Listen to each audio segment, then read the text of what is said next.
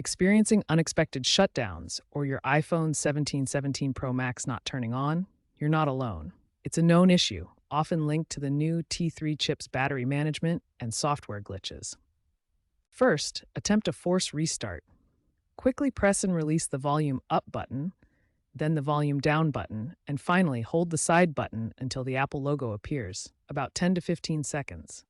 If that doesn't work, connect your iPhone to a charger and try again.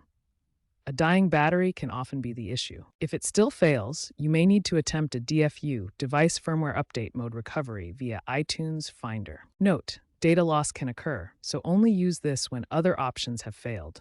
These steps resolve many common instances. If force restarts don't resolve the shutdown issues, focus on your iPhone's battery health. Start by checking Settings, then Battery health to monitor your battery's maximum capacity. If your battery capacity falls below 80%, consider getting it replaced.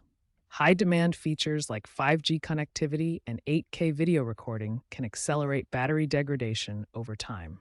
To maintain battery health, calibrate it by fully discharging your iPhone until it shuts off, then fully charging it back to 100%.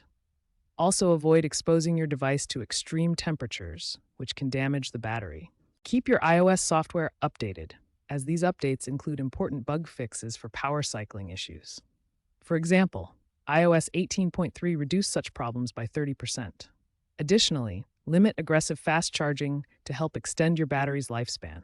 For persistent hardware issues that don't resolve with these steps, visit an Apple store or use a certified third-party repair service.